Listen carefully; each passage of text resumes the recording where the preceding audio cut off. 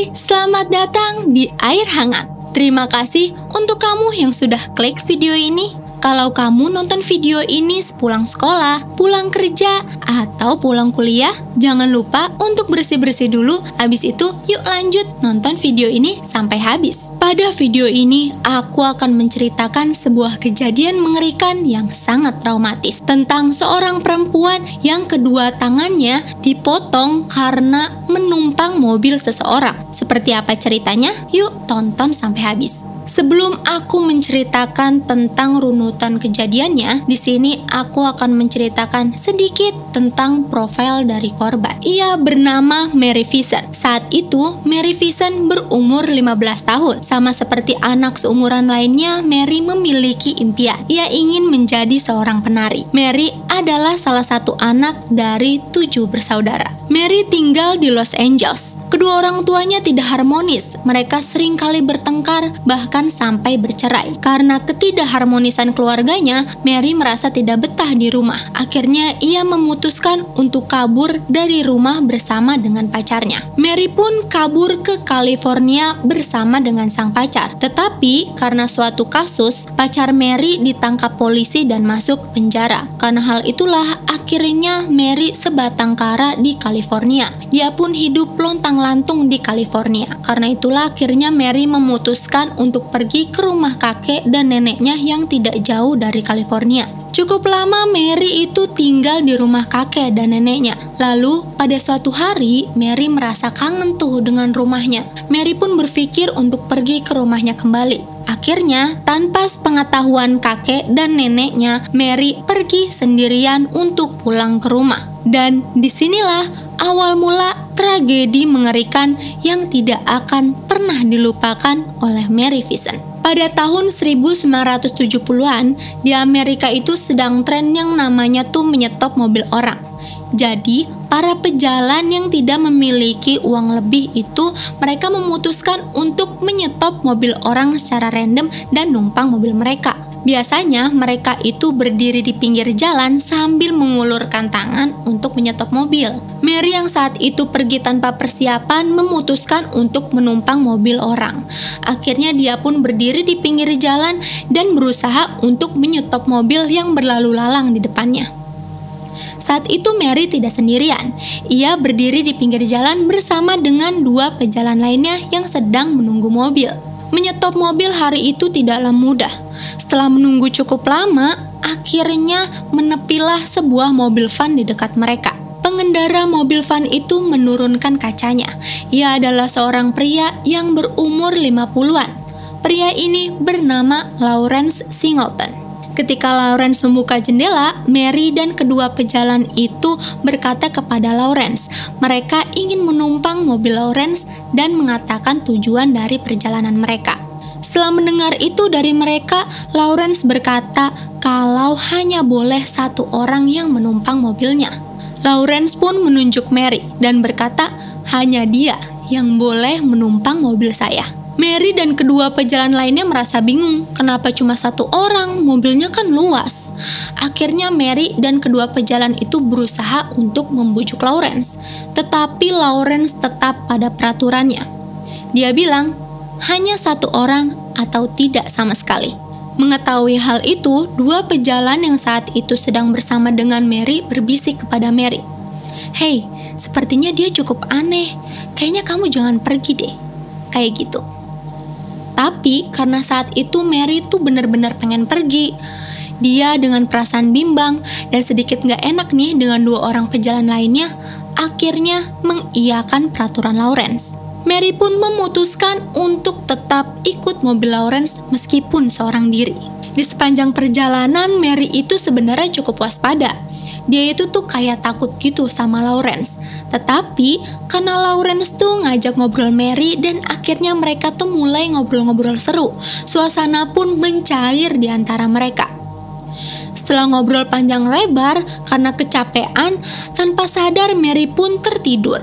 Mary tidak tahu berapa lama dia tidur, karena ketika Mary terbangun, ia menyadari kalau Lawrence itu melewati jalan yang tidak disepakati oleh mereka. Mary pun bilang ke Lawrence, loh, kok lewat jalan ini? Kan perjanjiannya nggak lewat sini. Di situ Lawrence pun berdalih. Dia bilang kalau kayaknya saya salah jalan karena kecapean deh, jadi kurang fokus, kayak gitu. Mary pun mendesak Lawrence untuk memutar balik dan melalui jalan yang telah disepakati. Akhirnya, Lawrence pun menerimanya. Dia memutar balik dan melalui jalan yang telah disepakati. Tetapi, tidak lama setelah itu, Lawrence itu menepikan mobilnya di pinggir jalan. Dia bilang katanya dia mau buang air kecil. Mengetahui hal itu, Mary yang sudah merasa cukup curiga dan takut, akhirnya memutuskan untuk pergi. Setelah Lawrence keluar, Mary pun keluar dari mobil. Dia berpura-pura merenggangkan kaki. Ketika Mary sedang merenggangkan kaki, dia melihat tali sepatunya copot. Di situ Mary berpikir, wah, setelah aku taliin sepatu ini, aku bakal lari dan kabur dari sini. Tapi, rencana Mary itu gagal, karena ketika Mary baru aja merundukkan kaki untuk mengikat tali sepatu, tiba-tiba Lawrence memukul kepala belakang Mary dengan palu. Ternyata Lawrence itu cuma pura-pura buang air kecil. Dia memang berniat untuk menyakiti Mary. Mary yang dipukul saat itu langsung tumbang. Dan di tengah kesadarannya, Mary ingat kalau Lawrence itu mencekokinya alkohol yang sepertinya sudah dicampur oleh sesuatu.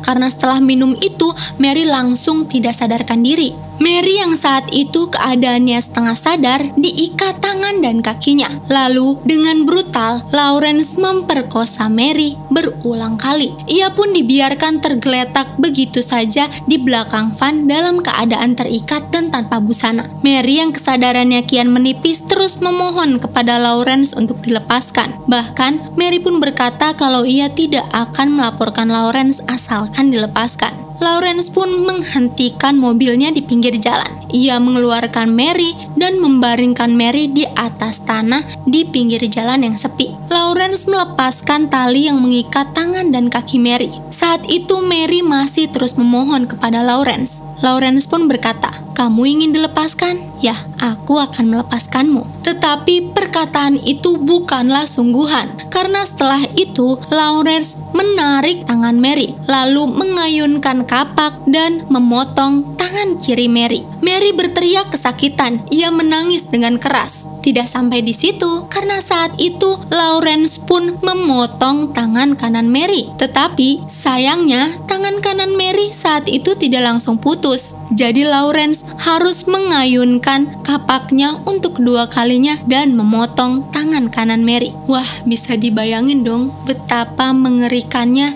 dan sakitnya Mary saat itu. Sumpah tangannya dipotong pakai kapak.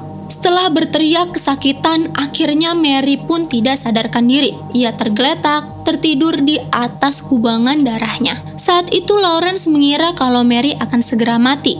Jadi dia langsung menyeret Mary ke pinggir tepi jurang. Lalu melempar Mary ke dalam jurang yang kedalamannya hingga 30 meter. Ajaibnya, Mary itu belum mati. Karena saat ia itu tumbang dan tergeletak di atas tanah, Mary itu cuma pura-pura mati. Dia memutuskan untuk pura-pura karena dia tahu kalau Mary terus berteriak, Lawrence akan benar-benar menghabisi nyawanya. Mary yang saat itu keadaannya telanjang, berlumuran darahnya sendiri, berusaha untuk merangkak keluar dari jurang. Ia pun berjalan ke pinggir jalan dan meminta pertolongan.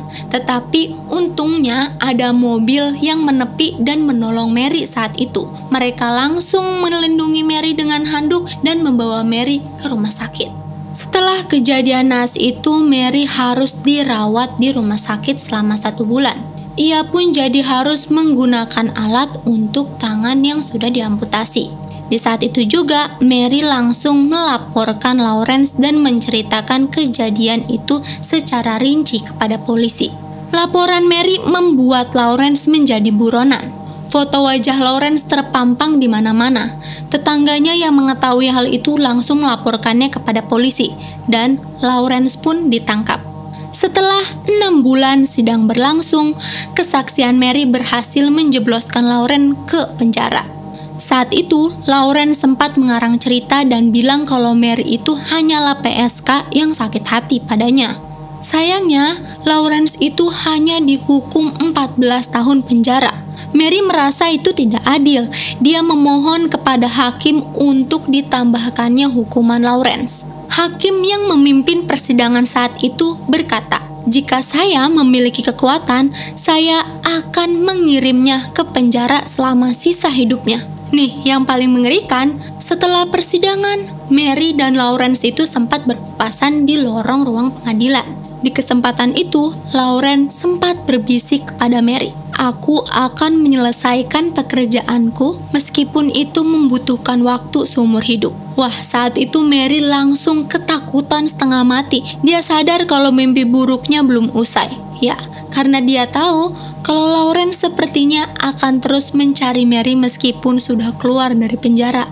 Mengetahui putusan yang diberikan kepada Lawrence yaitu hanya 14 tahun penjara, publik itu merasa kecewa. Mereka merasa kalau hukuman yang diberikan kepada Lawrence itu terlalu ringan dan tidak sesuai dengan apa yang dia lakukan kepada Mary. Akhirnya banyak publik yang menjadi berdemo dan meminta keadilan. Mereka menganggap bahwa hukuman itu tidak setimpal dengan apa yang telah dilakukan oleh Lawrence. Karena hal itulah, akhirnya muncullah pengesahan RUU baru yang disebut sebagai Singleton Bill. RUU ini melarang untuk pembebasan awal bagi para penjahat yang melakukan penyiksaan terhadap korbannya. Bahkan, para pelaku ini juga akan menerima hukuman 25 tahun penjara atau bahkan seumur hidup. Mary yang mulai pulih pun kembali menjalani hidupnya. Mary berhasil mengatasi traumanya dan menghadapi semuanya. Bahkan, Mary pun sampai menikah dan memiliki 2 orang anak. Meski masih dihantui oleh bayang-bayang kengerian yang terjadi terhadap dirinya, Mary berhasil menjalani hidupnya dengan baik. Yang menyebalkannya, Lawrence yang seharusnya menerima hukuman 14 tahun penjara mendapatkan pembebasan awal, yaitu dia keluar setelah 8 tahun penjara. Hal itu ia dapatkan karena katanya Lawrence berperilaku baik selama di penjara. Setelah Lawrence dibebaskan, tidak ada kota yang mau menerima keberadaannya. Bahkan para warga kota pun menolak untuk kedatangan Lawrence. Akhirnya, Lawrence pun dipindahkan untuk tinggal di tempat asalnya, yaitu di Florida. Ternyata kejahatan Lawrence tidak hanya sampai di situ. Karena pada tahun 1990 Lawrence dilaporkan lagi nih ke polisi. Dia pun dihukum selama 60 hari karena ia melakukan pencurian sebanyak 2 kali. Saat itu Lawrence hanya diberikan hukuman ringan karena katanya itu mencuri barang-barang yang harganya murah. Nah, ada lagi nih, pada 19 Februari 1997, seorang tukang cat melaporkan Lawrence karena suatu kejadian yang sangat mengerikan di dekat rumahnya. Tukang cat ini mengaku kalau ia melihat seorang pria telanjang berlumuran darah sedang menikam seorang wanita yang juga tanpa busana di atas sofa. Pria yang melaporkan ini bahkan bilang kalau ia bisa mendengar suara tulang-tulang remuk ketika pria ini menikam si wanita itu secara brutal. Wanita yang terbunuh ini bernama Roxanne Hayes. Ia berumur 31 tahun. Roxanne adalah seorang ibu dari 3 orang anak. Roxanne melakukan pekerjaan serabutan. Diketahui, Roxanne setuju untuk bertemu dengan Lawrence setelah dibayar sebanyak $20. Lawrence mengatakan kalau Roxanne berusaha mengambil uang dari dompetnya di luar dari jatah yang telah ditentukan. Karena hal itulah, keduanya pun jadi bertengkar. Lawrence berkata kalau ia mendapatkan serangan dari Roxanne. Hal itulah yang membuat Lawrence menusuk Roxanne. Tetapi pelapor bilang kalau pernyataan Lawrence hanyalah dibuat-buat karena dia melihat sendiri dengan matanya Lawrence itu menikam Roxanne yang sudah mati berkali-kali. Jadi jelas apa yang dilakukan oleh Lawrence bukanlah pembelaan diri. Lawrence dibawa ke rumah sakit jiwa sebelum melakukan persidangan. Mary diminta bersaksi atas nama Roxanne untuk memastikan bahwa kejahatan yang dilakukan oleh Lawrence tidak akan terulang lagi. Mary pun terbang dari California ke Florida. Di persidangan itulah Mary mengatakan dengan rinci kalau Lawrence itu memang pantas untuk dipenjara atau bahkan dihukum mati. Mary sampai berkata, Dia telah memperkosa saya, lalu dia memotong kedua tangan saya, dan dia meninggalkan saya untuk mati. Tetapi meski sudah seperti itu, Lawrence masih terus membela diri. Dia berkata bahwa dia itu tidak bermaksud membunuh Roxanne. Hal itu dia lakukan karena hanya emosi semata. Aduh Pak Lawrence, kalau emosi ya nggak usah sampai nusuk orang gitulah. Juri membutuhkan waktu 4 jam untuk memberikan keputusan dari hasil sidang. Pada 14 April tahun 1998, akhirnya Lawrence diberikan hukuman mati karena telah membunuh Roxanne Hayes. Lawrence terlihat acuh ketika hakim memberikan putusan kepadanya. Hakim berkata, ini adalah pembunuhan yang tidak beralasan dan sangat tidak masuk akal. Tetapi belum sampai pada hukuman mati, Lawrence ini sudah meninggal duluan pada 28 Desember tahun 2001 karena sakit kanker. Mary berkata kalau apa yang terjadi itu sangat tidak adil karena Lawrence sudah keburu mati sebelum genap menerima hukuman mati. Banyak yang percaya kalau Mary dan Roxanne bukanlah satu-satunya korban dari Lawrence. Sepertinya ada selusin pembunuhan lain yang dilakukan oleh Lawrence tetapi tidak terungkap. Oke, terima kasih sudah nonton video ini. Semoga kamu suka ya. Untuk teman-teman yang mau dengerin versi audionya, kamu bisa langsung mampir ke Spotify dan iPodcast kami. Nantikan cerita mengerikan lainnya di Air Hangat.